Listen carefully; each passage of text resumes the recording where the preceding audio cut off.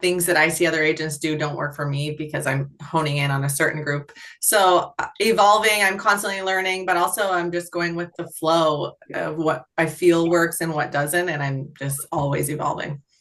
Incredible. Nick, how about you? What's one word? I'd say pretty similar to Chelsea. It's I thought of adapting, Yeah. just adapting to the market, adapting to the clients, adapting to whatever listing buyers come my way, and really just trying to add value as best I can in ways that they really need me to. It's awesome. Yeah. Molly, how about you?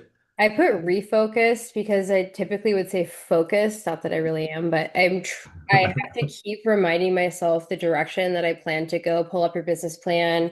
Sometimes things will change, but sometimes you need to look at it through a different lens and keep on track rather than going, oh, this didn't work, this sucks. I'm going Yeah. to change it. Yeah, awesome. Well, it's a great way to introduce this webinar for everyone. And hey, first off, huge thank you to all of you who answered in the chat. The value of being on a call, this is valuable time that you guys are spending. And my challenge to everyone on this call is that your goal today is to pick up one thing and only one thing. Maybe you get two, but let's just focus on one thing that you're going to hear from Nick, Chelsea, or Molly, or even myself that you can take and implement into your business, right? That's the goal that we have here. And one of the best parts about September and about Labor Day ending and football kicking off and all the good stuff is that people get really serious in the fall market about buying or selling. In the fall market, you guys have an opportunity right now to sort of end this year really strong and recognize what you do in the next 30 days is going to set you up, not just for the fall, but also for 2026. So, my first question to the three of you, and Chelsea, we'll start again with you. What are some of the things tactically you're doing to like sort of kick off your fall market? That's a really good question. Honestly, for me, I when I first started, I was like, let's just post things that are real estate listing just sold. And I find that like when I've leaned more towards like a lifestyle marketing, it's helped me create like an authentic edge where I'm like there's 50 people that farm my neighborhood. So me farming means nothing to my neighborhood. So I'm like actively creating more of a lifestyle marketing. And I think that I'm, going to all the events in my neighborhood while farming so people see my face and get this, like it's a tangible thing. It's authentic. I'm like living here with all these locals that see me versus the 50 people that are in their mailboxes. So for me, it's like authentic, being in person, doing all the events possible, walking. I'm talking to every single person that I'm talking to when I'm walking with my kids, all the things. So I would say lifestyle marketing is really helping me lean to the fall. That's great. What is there something unique? I love that term lifestyle marketing. Is there something unique in there that you feel like people could Yeah, relate I to? live in 177 houses. We have a golf course and we're on the lake. And so I do all the things. We boat, my kids are there. I talk to people on the dock. I'm golfing with clients. I do that kind of stuff in a way that doesn't feel cheesy. I actually enjoy it. I Yeah. golf with my kids and my family. And when I say lifestyle marketing, I'm being so authentic in terms of like my kids have chocolate on their face or they're running down the golf course before bedtime, getting them tired, right? Like Awesome. it's a weird balance, but it works for me. Yeah. Well, you want people to see you as a human, right? I think Yeah. that's a key factor for everyone on this call. Sometimes we feel like we need to present this perfect image on social media or in our marketing, but the reality is people want to see you as a human being and Yeah. they want to see you in your messy moments and in your good moments. And I think, Yeah. Chelsea, that's a great strategy for everyone on this call to maybe double down on what can I do that shows my authenticity to the Yeah. people you know. Like Really good. just sold, just listed. I thought that was going to work for me and it doesn't. It Well, doesn't. don't you feel like the most engagement you get too is that more personal stuff? That's what I find. Or when I'm Yeah. like just being real about like either motherhood or whatever, like Yeah. that is the stuff that resonates with people. Yeah, They're I like, "Oh, randomly okay, are posted you a video one something?" time of me drinking like a martini on a patio at the country club. And it sounds so dumb, but at the same time, I got the most engagement because I had this weird little thing over it. And it was such engaging that it's like maybe people are dreaming of joining this community or it's an authentic thing. And so I think that it makes me feel approachable. Awesome. Love that. So in the chat, if you that's something that resonates with you, put the word me in the chat if that resonates with you. You need to add more authenticity into your marketing. Really, really good. Nick, how about for you? What's a strategy this fall you're like doubling down on? Like this is, we're back, kids are back to school, like, energy's picking back up. Like what are your strategies you're using? Yeah, I would say I'm really trying to find personalized ways just to make someone's day, even if they're not a client. Like yesterday, for example, I had a friend of mine who mentioned that his daughter got a new job and they're going out to their favorite restaurant to celebrate. And he was super, super excited for her. So I called the restaurant. I picked up the tab and I asked the server just to send a note that said something along the lines of, "Hey, just congrats on the new job. So they're so lucky to have you. We're all really rooting for you, Nick." And so I don't know if that's a strategy necessarily that they're ever going to hire me to buy or sell their home, or if they're even going to refer me. For me, that's really not the point.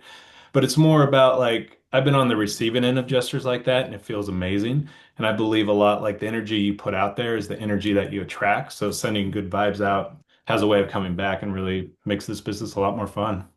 Mm, I think that is awesome. Now, Nick, do you have a system? Do you have a way of like maybe systematizing that? Because I think that power of that individual, I sort of think of what's coming to my mind is you make people feel like they matter to you, Yeah. right? Is there something you use to systematize that in any way, or like, is there any techniques? Yeah, I would say like I stopped being very generic with my touch points. What I'll do is like one example is all let's call it like neighborhood detective work. So instead of being kind of like blasting stats, like I just send personalized text, for example, could be something along the lines of, "Did you see 123 Oak Street, went pending, has the same like layout and build as a client of mine, but they didn't do the new kitchen reno that you had." Um, and just reassure that like our investment was great, and so I'm trying to find ways to connect with people individually and Yeah. kind of about affirming like the decisions they made when it comes to purchasing was smart, and showing that they made a great investment. I think there's a lot of value in that, and I just found that that small shift, we're taking more of an individualized approach. I tend to get a lot more replies and conversations versus blasting out market reports that are just kind of generic and more stat based. If you guys can't tell, there's a little theme building here. Um, and if you don't, I'm going to share in the chat a tool for everyone. And this is something that I sort of coach to, but it sort of speaks, Nick, to what you're saying. And it's Mal, you remember this tactic on your call that I shared. This is a tactic that you can use to almost systematize. What Nick's talking about is making people feel like they matter. And sometimes, though, we don't know what's going on in people's lives, but where are they putting it? They're putting it in social media. So, Nick, this is a way that you or anyone on this call could use to systematize your creating conversations. So, if Mhm. every day you just spent 15 minutes in social media, not posting anything, but creating conversations. And what you do is you pick, let's say, Instagram, you spend 5 minutes going through stories, commenting on people's stories, right? Then you spend 5 minutes going through your feed, commenting on people's posts in your feed, and then you spend 5 minutes in your direct messages. Now, the key to this is the bottom half. As you're doing this, anyone you see that may not be in your CRM, write their name down. And then after you finish, put them in your CRM. The other piece of this page, Nick, this is what you illustrated so perfectly, is when you see someone have an event, write an action down, or like someone had a birthday, right? Or their kids are going back to school and you want to send them a little back to school care package. Or, unfortunately, someone had a death in the family and you want to send flowers, etc. This is a way that we can systematize social media in a way as all it is a conversation making tool. And it takes a lot of the pressure off of us feeling like we got to post stuff, but it also, Nick, speaks to everything that you said, and also Chelsea, what you said of making people feel like they matter by creating conversations, sending Mhm. a gift, doing something kind, thoughtful, etc. So that's something that I would recommend that everyone really shift your social media strategy. Yes, post content, right? But use social media to make people feel like they matter to you. And you'll see a really crazy increase in the amount of leads you get off of social by shifting into that. So, Mhm. but Nick, I don't know if that would help you or not, but it's a little way that you can take what you're doing naturally and systematize it as well. So, And there's a lot of apps out there, like there's the Thanks app, and I mean, locally we have gifting people. Like there are ways to make it easier on yourself because we are all so busy. So to find that time, like you might think about, okay, I'm going to send that person something. Well, we all know if you're actively tracking, you can get behind on your thank you cards or you can get behind on that. And then you're like, well, that's kind of awkward to send that now. So if you can just have those things available that are really quick and easy, it makes it easier on you, but you're still doing that impact of making that person feel really special. awesome. Put the word me in the chat if you want to get more leads off of social media. And if you want more leads off of social media, create more conversations in social media. Mhm. That's the key. So, Molly, how about for you? What's something you're doubling down on this fall? Well, first, I just want to say I love all these faces on here. I'm watching the cameras come on. Tamara, what's up? So strategy for fall for me and for my team, we are focusing on the annual review. I actually started this by sending out a text message to, I think, 10 of my past clients that I haven't talked to very much, or, they bought a house 7 years ago. And I said, hey, can I get your advice? I'm going to send this text message out and I'm going to start this campaign. What do you think about what this says? And they're like, well, we don't want to sell our house. I'm like, no, no, no. First of all, this is not about selling your house. This is about offering value to you. Just like anything else, you're going to keep track of your net worth. This is what I'm offering. A lot of people have done, additions, renovations, all that stuff. What do you think about the text? And so I got some feedback on that. And then I started sending it out, and the team is sending it out as well. It's a really good way to reconnect with people. And I'm also offering it out to people that you haven't sold a house to, or like family members, whoever, because people actually want to know what you think of their house. And it's Yeah. a great opportunity to get inside if they've done updates. So we're Mm, doing a lot of work on that. I love that. Molly, would you be open to sharing the text, the copy of the text in the chat? Well, let's see if I can get it from my phone to the computer. But yes, Awesome. gonna get it. We'll get that. And I think, Molly, what it speaks to is often and the theme we're sort of hearing as well is individual, right? Mhm. Like Chelsea, you created individual conversations with that post of a martini glass. Nick, you created an individual connection with one client. Molly, you're creating individual conversations with people.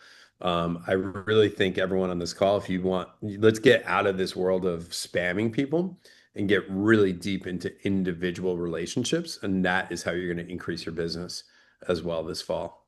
I always looked at it as relational versus transactional, and that sticks with me because it doesn't feel desperate. It becomes authentic. Yeah. And it's not desperate. That's the best part about it, right? Mhm. It doesn't feel like it's a desperate thing. Mhm. So, Molly, you typing that? I think you're typing it in, right? I'm getting ready to paste it. I had to email it to myself.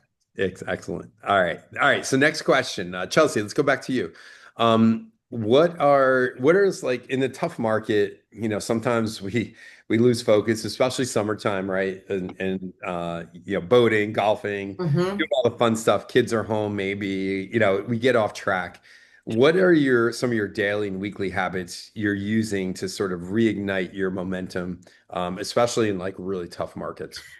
Yeah, so I would say since I would call myself a newer agent in under 5 years. Sometimes my business goes like this. It's like up and down, up and down. I had a super good month last month, and now I'm like kind of picking up traction with some slow things. But for me, it's like sharing my own story. Like I dig from the depths, and I'm like I just moved this month, so I'm constantly like posting we got new windows, you know what I mean? Like, so I'm creating my own story, and I find that so many people are like, I need to do that.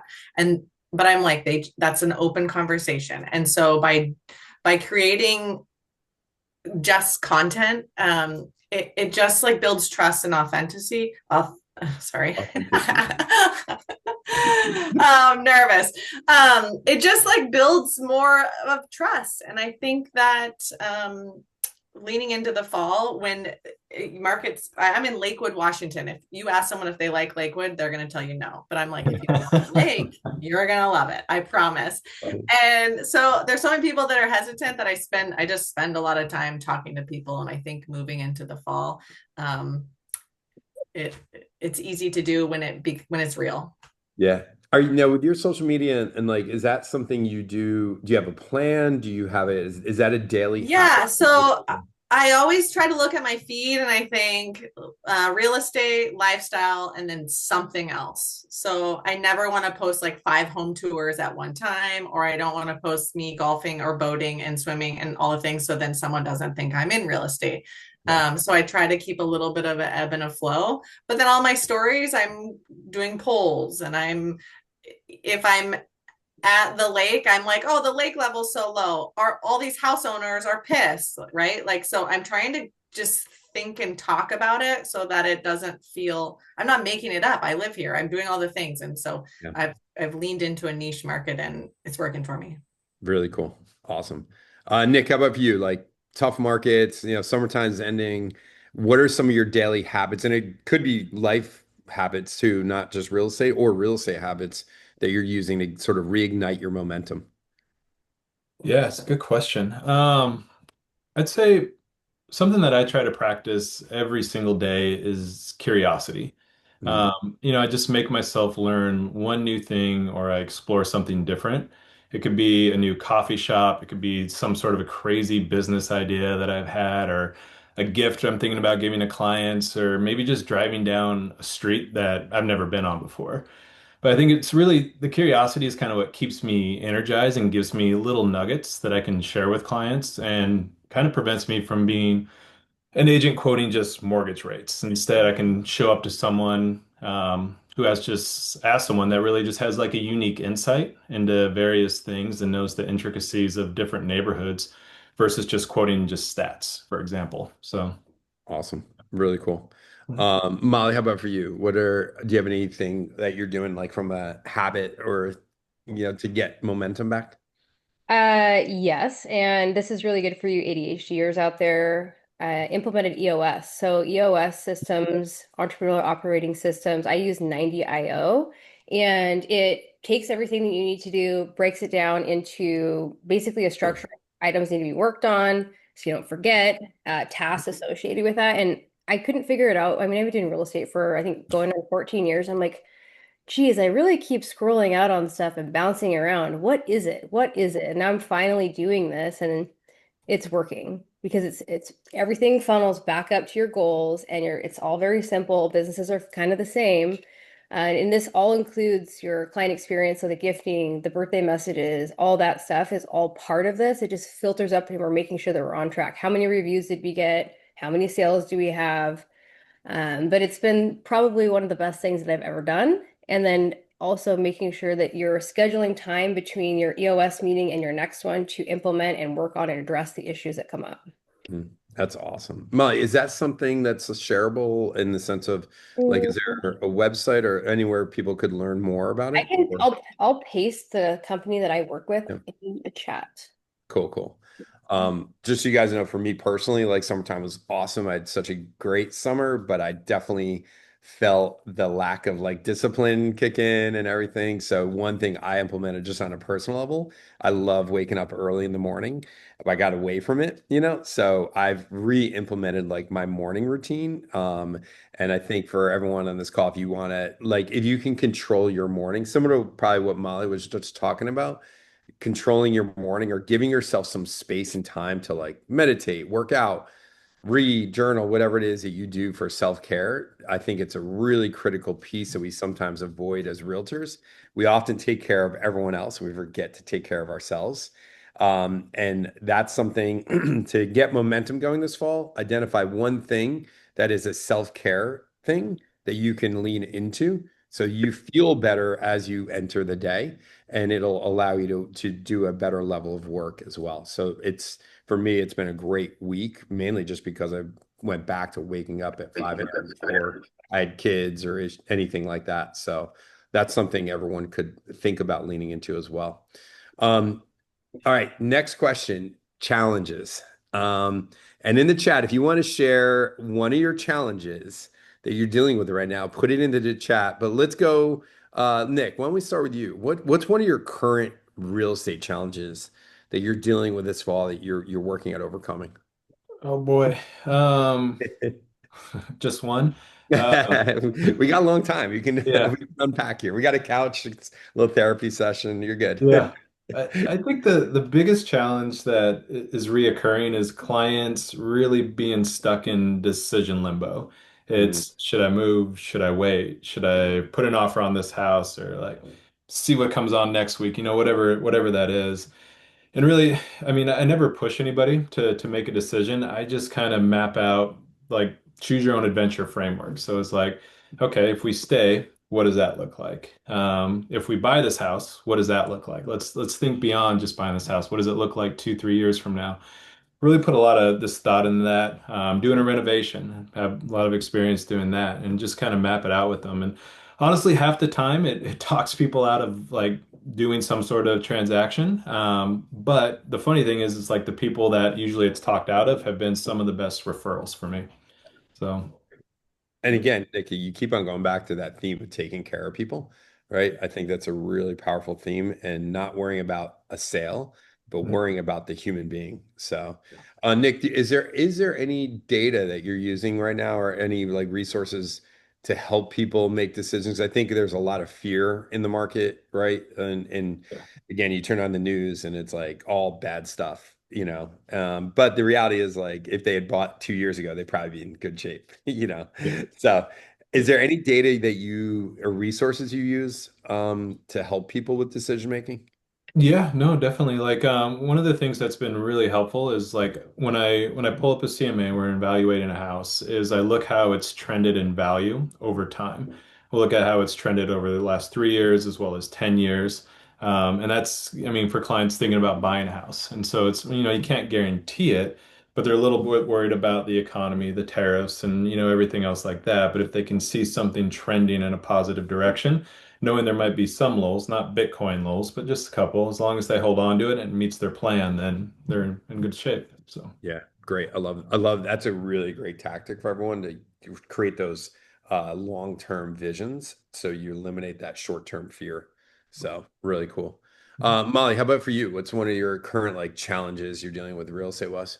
Do you have 20 minutes? Yeah, we got. I Carrie, think you send that everyone some wine and like some therapy, right? I think what comes up for me right now, I'd say that the challenge, and we work with a lot of people that have been in their homes for a long time, is paying capital gains is something that people are coming up against. I'm trying to help them with some strategies, but sometimes people get a little overwhelmed. They're like, well, I don't want to deal with all that. So that's something that we're working on is giving some more information to people and showing them how they don't potentially have to pay so much capital gains with some strategy. And then also that gap between prices where we were at a couple of years ago and right now, people are still having a hard time with swallowing the fact that their house is probably worth a little bit less. And you also have to get it market ready. You can't just say, well, the neighbor's house sold for $2 million, and so mine's better, and we're not going to do anything, and I live here. We're going to sell it for the same. It's like, no, that's not how it works anymore. So we're still dealing with that, and like getting some motivated sellers, not just people that want to sell maybe if it's convenient for them. So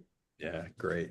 And I think too, the end of the summer, sometimes like we still have those old listings that are stale, or the buyers have been looking for a long time, like Labor Day or the start of fall. Guys, is a really great time to sort of like reset your pipeline, get rid of people who are not going to transact, no matter what you say, and then find those new motivated people. So I think it's a really powerful thing. Like you got to find the motivated buyer seller in mhm. order to make it work. And again, I think we're hitting on some themes again on the challenges, right? Like decisions, fear, all this other stuff. And Carrie, this is where you come in probably as a mortgage person, right?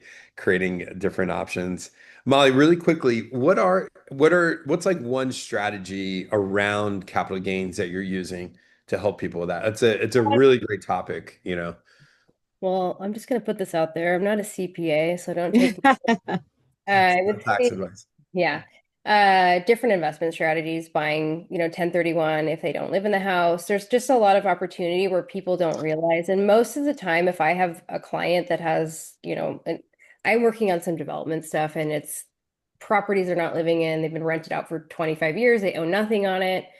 Like, hey, like we can 1031 you into something else. It's going to be so much more like this is going to be amazing. Yeah. It's also, and it's trying to get the right person that can figure out how to take that advice and know that it's actually not that complicated, it's better for their future of their family. It just takes a lot of finesse. Yeah, it does. And again, a lot of trust as well. Yeah. And I think that's what we keep coming back to as well, is like really diving into the human being, creating that trust with education, information, conversation, et cetera, is one of the key things as we start this fall. So, Chelsea, how about for you? What's one of your current challenges?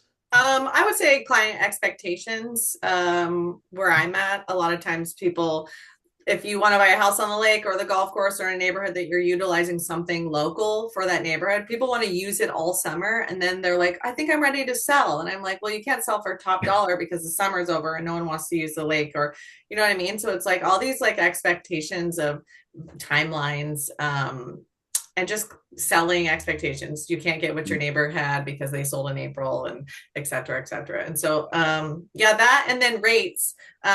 Personally, this season I sold a 2.5, my own personal 2.5% mortgage, and I moved to 7%.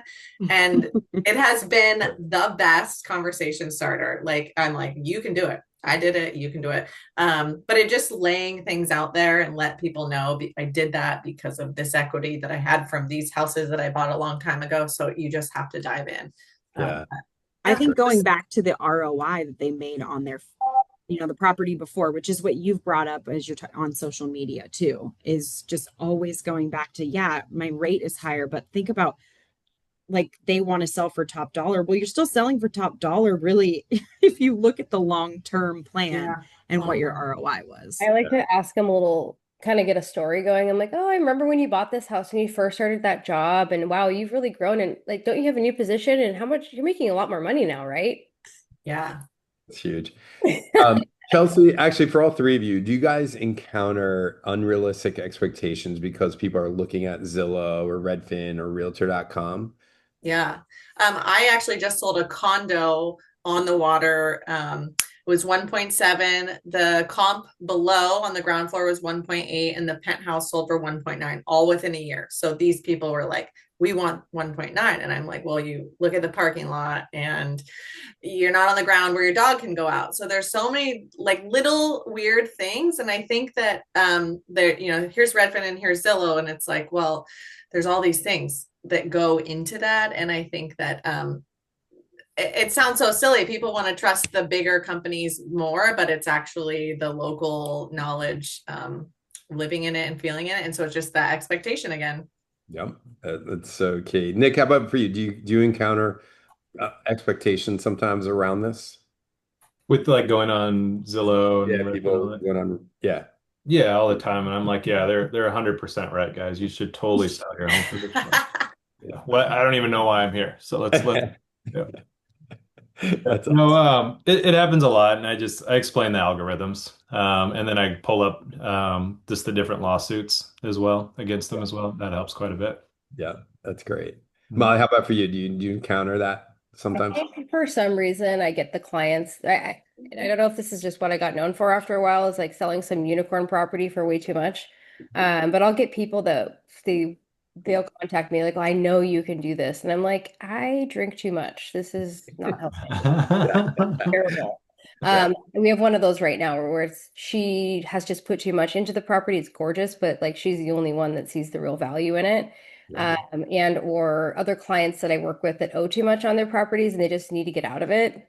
And so that's kind of the crappy part. It's like, well, unfortunately, if you need to move right now, we're yeah. gonna have to either lose some money or not sell. Well, we're not gonna sell you, rent it out. I don't know.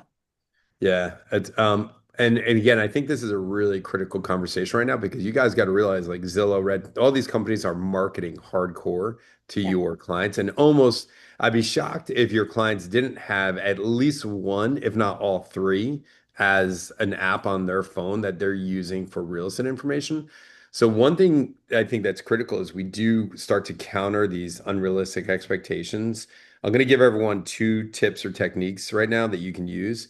If anyone has a upcoming listing this fall, screenshot the Zestimate, the Redfin estimate, the Realtor.com estimate before you list it. The minute you list it, they readjust the values. And I have one of my clients, I'll show you guys the social media post she just did. Um, First picture was what Redfin thought it was worth. Second picture was what she's actually sold it was. And then third picture was what Zillow said it was worth. And she literally got 4 listing potential leads, just did this recently, off of this one small little post, right? And you could also turn this into a postcard. You could also turn it into an email as well. So any listing you have coming up, screenshot this estimate or all the estimates. And if you are able to beat that, it gives you a really good story. Or in the future, if you have a seller who comes to you and says, "Hey, my Zestimate is 100 grand, 200 grand, 300 grand more than what it's actually worth," you have actual data say, let me show you some examples. Like, here is this home that we listed. Here's what it said estimate. This is what it actually sold for. Do you know? And again, it'll help you counter people's sort of ideas of what Zillow's saying and what's reality. So that's my first sort of tip for everyone. The other thing is I think we really got to retake the conversation. We had to take the conversation around value back and put it in our hands. So this is an email template I'll share with everyone. Let me get this email template. Uh, Oops.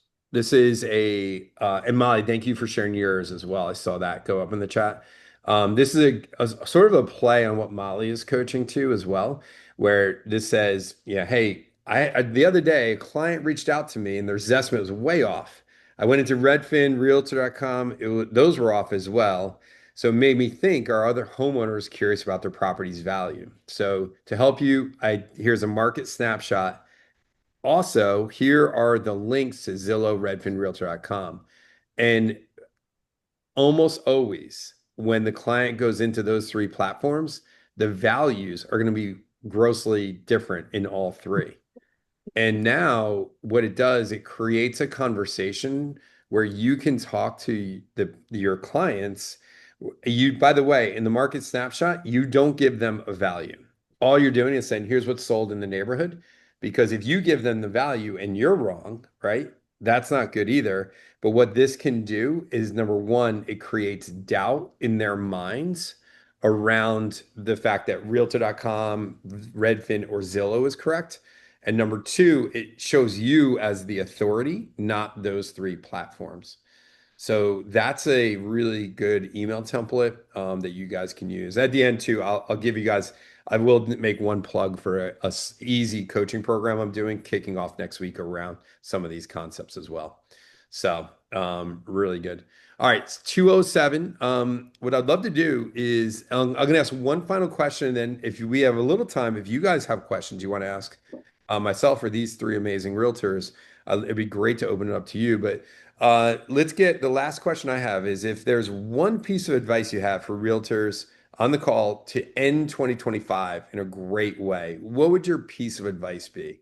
And let's go, Molly, we'll start with you this time, and then we'll go Chelsea and then Nick.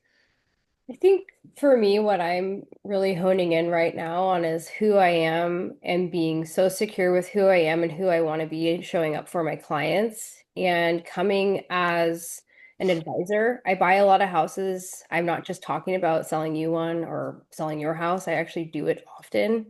So people tend to trust me, and I get about 20, can I pick your brains every single week, like social media, text, calls. And I know that's maybe not the only way to do it, but being so like, if you're brand new, make sure you just know the process, like know the process, share about it, be confident in what you're doing, because that's all your clients really need, is that confidence and like that absolute certainty that you know what you're supposed to do and be their advisor so they don't have to stress. No, confidence. Confidence is everything. So it can overcome inexperience with confidence. Great. Let's go. I can't remember order. So Chelsea, we'll go Yeah. to the next My advice to other people would be, stop aiming for perfection. Just show up consistently. If you show up consistently, you can become someone's go-to. Find your niche, share your real life. If you're relatable, it's easier than being salesy. Love it. Awesome. Nick, how about for you? Um, I got three things that kind of come to mind. They're really simple though. So first one, don't overcomplicate it. We sell houses. We're not brain surgeons, right? So just keep it very simple. The second one is really focus on listening and getting behind the question, right? I can't tell you how many times where if I would have just responded, I probably would have lost that client. Example could be, do you cover staging? And I have kind of like, well, this is my offer, and I know exactly how to respond. But if I didn't ask, like, is that important to you? I probably would have lost it. And so Mm, it's really kind of getting behind why are they asking that question? And the last one is just kind of just finding ways to add value or just kind of make someone's day a little bit better. And it's just amazing the type of energy that that will attract. mm. I love it. Well, on that note too, it's one of those things as a coach, just you guys know I sold real estate for a long time, but that concept of adding value, if you guys just dedicate yourself this fall to adding value to people's lives, you will do more business, period. So I'll put in the chat a program I'm running next week, and then we'll open it up to questions from you guys. But it's a 30-day challenge basically on this note and concept, Nick, of adding value, right? And I call it the CMA Day 30-day challenge, but really it goes back into what can we do every day for 30 days to add value to people's lives. And the good thing as a realtor, you guys don't get paid unless you perform. And as a coach, I sort of want to put myself in that same space. So the guarantee I'm going to give you is that if you don't get a listing or a buyer out of this program, I will refund you. It's only $400, so it's not a huge refund. But this stuff is not stuff that doesn't work. This stuff works. So if you follow the program, you will get something out of it, and I can guarantee that. And if not, it's free. So I encourage everyone to lean into this fall, lean into you, improve yourself, lean into education, lean into training, do these calls, take one thing from this call that you're going to implement, whatever it might be, and then go all in on that one thing. And with that, if you guys we have, Carrie, I think we have a little bit of time, Yeah, right? Does anyone have a question, a struggle, a challenge that you would like to ask Nick, Chelsea, or Molly? I have a question for you, Sky, Shoot. so we can give them a nugget. If you could pick one thing that you feel like you are consistently telling your coaching clients to do that is actually changing their businesses, Yeah. what would you say that one thing Mhm. is? Um, the word is relationships, but you need to use technology to enhance your relationships. And when I say that, we are in a world where there's nothing more powerful than your relationships. Put the word me in the chat if most of your business comes from the people you know. But yet, as realtors, we are being bombarded right now, Carrie, with messages around AI and tech and social media and all this stuff. But we forget that real estate is still a human business. But we can't ignore technology. We can't not use technology. And so, what we need to do is become high touch, high tech agents. And technology needs to enhance our humanity. So, an example of this is having a CRM where if I tried to remember everyone's birthday in my head, I'd go insane. But instead, if I have technology that allows me to be reminded that it's someone's birthday, and then I can reach out as a human, I wouldn't automate the birthday reach, right? Or the homestead anniversary reach, Yeah, or those just right. don't work. People don't want that. No, Like you know it's nobody all. wants the automatic email. So Yeah, stop with the automatic yeah. emails. If Send a it's text not message. customized, like Totally. don't Totally. send it. And again, we forget how powerful our relationships are, and we forget to lean into them because we're trying to learn the latest AI trend and do all this like, Zapier interface and all these like leads and yada yada. And we forget all that really matters is we wake up and make someone else feel like we matter. And I'll go back to Nick's story that 200 or 300, whatever the cost of that dinner was, will probably make Nick, $100,000 in his real estate career. And we forget how powerful it is to make someone feel like they matter to us. But we can't just be random with it. We have to make it systematic to us, but it has to feel random to the people. And that's why I like the 5 by 5 by 5 or 5 5 5 technique, Carrie. I love with social media because a lot of agents have a love-hate or a hate-hate relationship with social because they feel pressure to be like other agents they see on social. Yeah. But instead, the power of social media is actually the human aspect of it. And why are people buying and selling houses today? Because they're getting divorced, they're having babies, they're having graduations, they're empty nesters, they're getting jobs. Where is that information being put out there? On social media. So let's use that to increase our humanity. So that's an example of using technology to increase our humanity, but it has to be done systematically, right? So I that's think a big portion of it too, and you may have some scripting behind this, is I found early in my career, I did all the things and I was around all the people, but I did not ask for the business. yeah. So you have to figure out, how do you authentically ask for the business and feel comfortable asking for the business? And I'm still not great at it, but Yeah. I have become more comfortable because I know you have to be confident. Like Molly said, you need to be confident that you know what you're talking about. Yeah. That makes it easier, but Yeah, this is the tool I'm going to give you, Carrie, and I'm going to give this to everyone. Carrie, you're being selfish by not asking for the business because you're allowing that person to use some shitty loan officer who doesn't care about them because you want to stay safe and comfortable and not be vulnerable. So yeah, don't be selfish, everyone. Put yourself out there. You're an amazing realtor and your clients deserve to work with you. But when your clients right now are on Zillow clicking a button because they're creating a story that you're too busy to help them and mhm, they don't want to bother you. And they click a button and all of a sudden they signed a contract because they just want to see a house and they right. should have called you. So don't kid yourself. Like your clients deserve to hear from you and you deserve to talk to your clients. So that's really the essence. Again, I'll get you more info on this coaching program is if we just do 15 minutes a day of creating conversations, but conversations that feel good. This is not sales. This is not like, oh my God, are you thinking of buying or selling a house in the next 7 days? It's not that, right? It's saying, hey, what questions do you have? What services I can I provide? Molly, your email is perfect, right? Hey, I think this might help you. Or can you help me? Can you help me? What are your thoughts on this? So that's a key thing, Carrie, that we sort of have lost this art of the human aspect of business.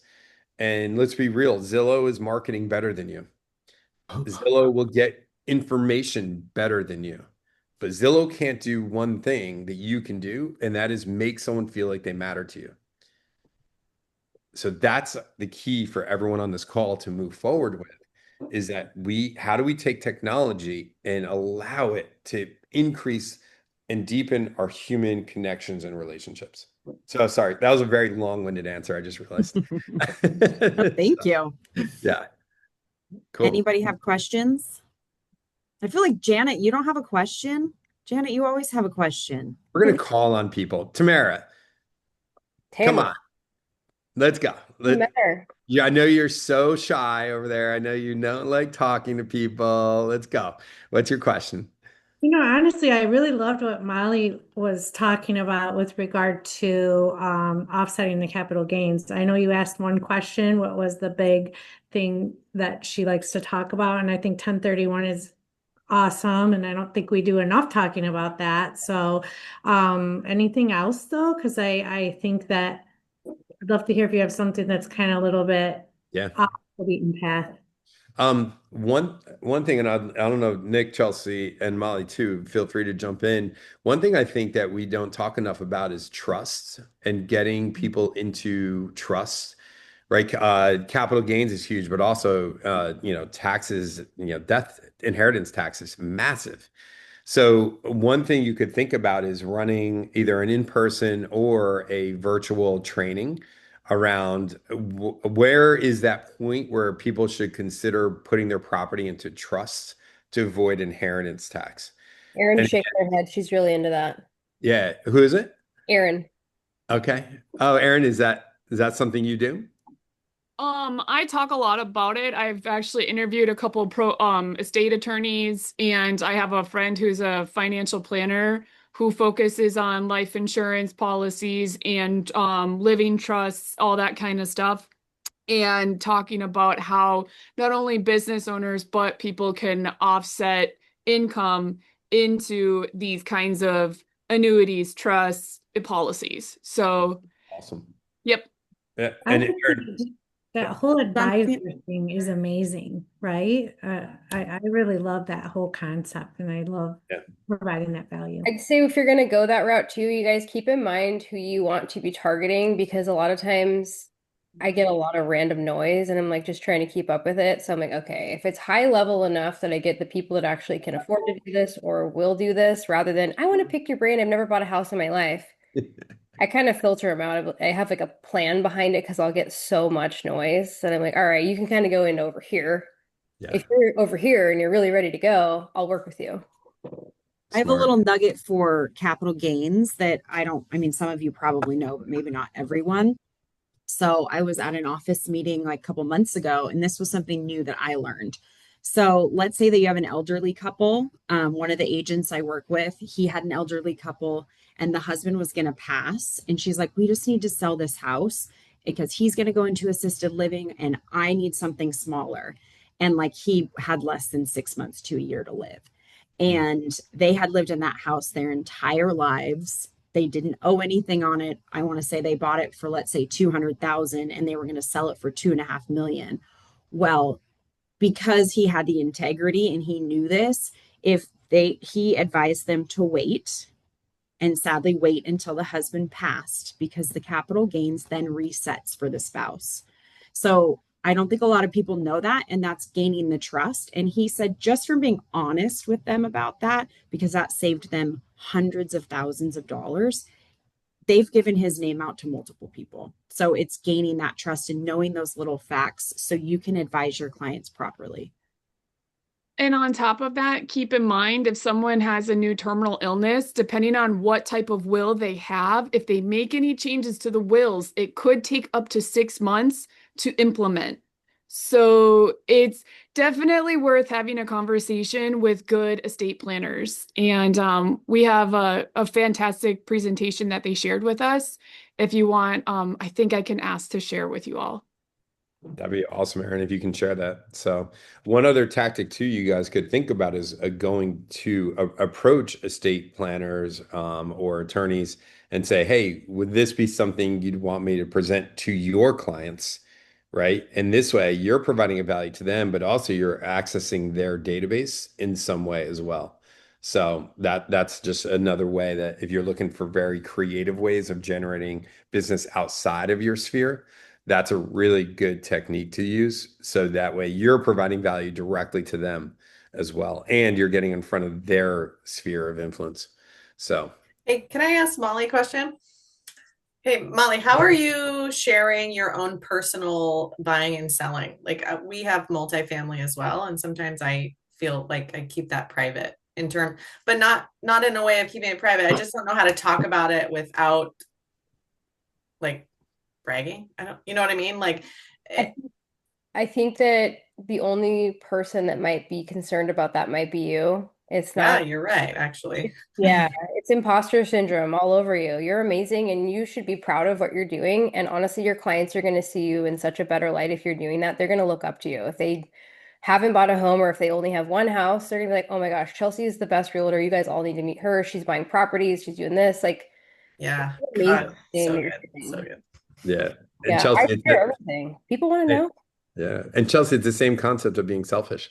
Like Yeah, you're protecting yourself. You're not being vulnerable, and vulnerability is power. yeah, Yeah. It's so powerful when you're vulnerable. And think about maybe you would inspire someone who would create an unbelievable wealth for their family by them seeing this post, right? I want them to see what I'm doing because I'm like, I want this for everyone. It's so amazing. Like these houses are like I'm like I call it like crackhead because yeah, I'm buying all these houses out of state and it's like such a great investment, especially for us realtors. I'm like, oh my gosh, I can help you do this if you want to. It's so much fun. It's so easy, and it saves you so much money. So yeah. I always make a joke. I'm like, you guys don't want to use me. You want to use your third cousin that has sold one house this year.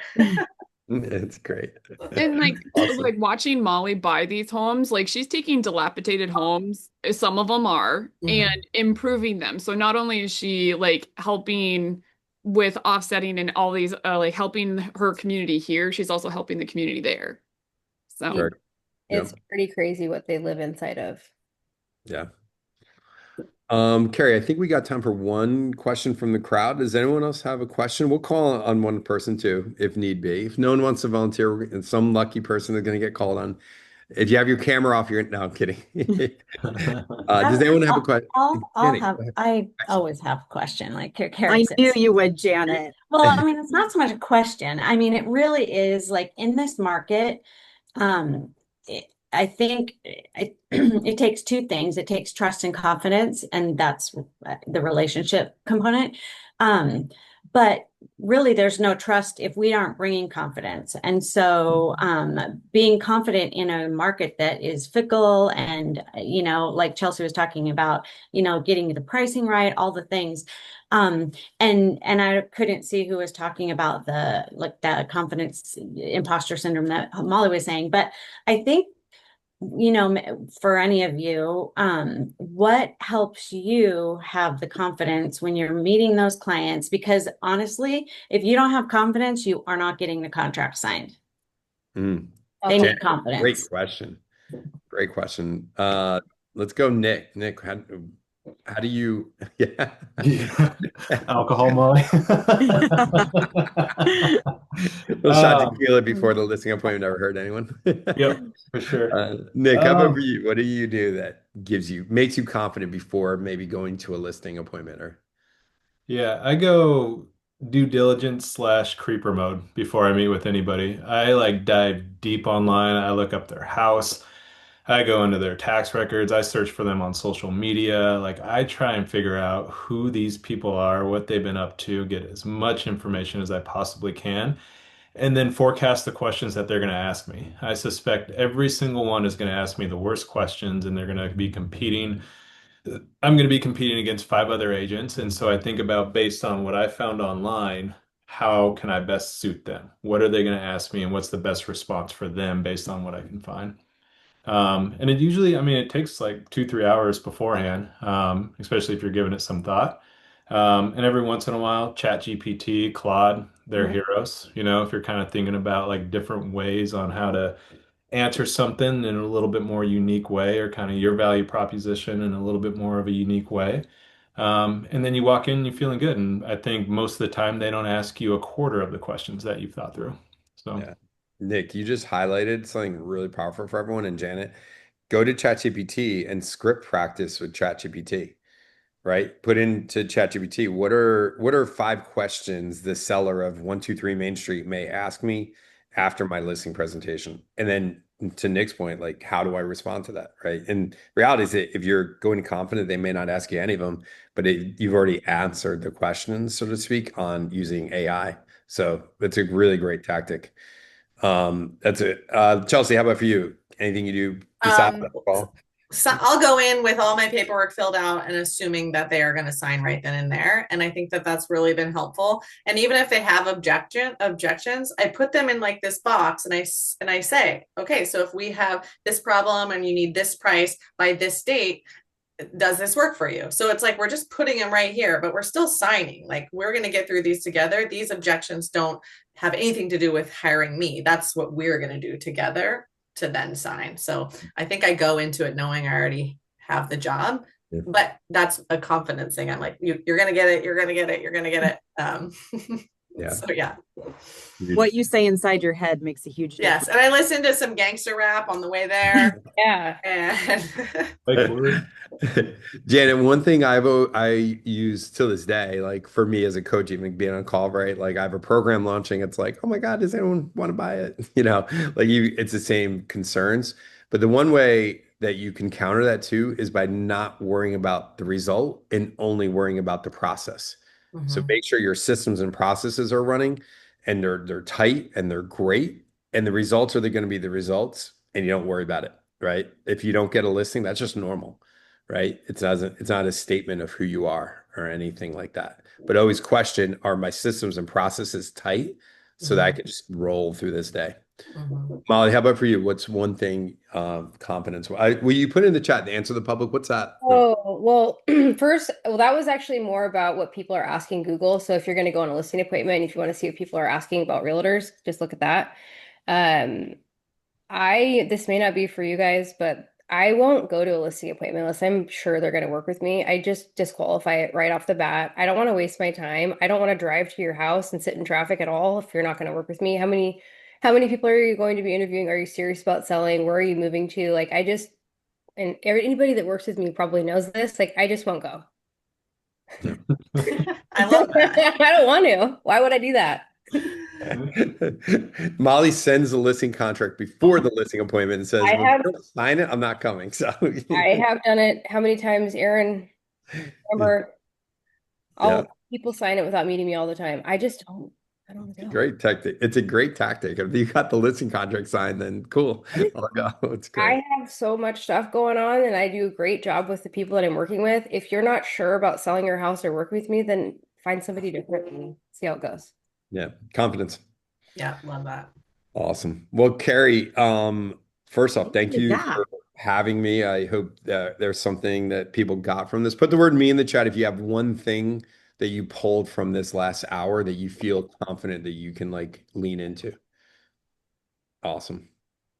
Really cool. I appreciate you taking your time, and everyone, I will send a follow-up. I'll get everything from Sky. So you have all those links, and then we'll have all the information sent out for his next coaching group as well. That'd be awesome. Help me help you get a listing, guys. I really am adamant. Like I know the stuff that you will learn what works. And if it doesn't work, cool. You got it for free, but I can guarantee it. All right. Thank you, Nick, Chelsea, and Molly, two Yeah, amazing. thank you guys so much. I know that, well, Molly could, Sky and I talked last night. We were joking. I'm like, Molly will be fine. She'll just pop on. But like, I know Nick and Chelsea, this isn't stuff you do all the time. So I wonder if you have I questions. appreciate it. Ask us if they- Molly's like, do I need to call you back? I'm like, it's fine. You'll be No. fine. But I appreciate you guys taking your time because I know everyone is really busy. Thank So, you guys for being on here. Thanks for showing your faces on camera too. yeah, Thank you guys. I Take like care. it. Thank you. Appreciate it, guys. Bye, Nick. Bye, Carrie. Great Bye. job.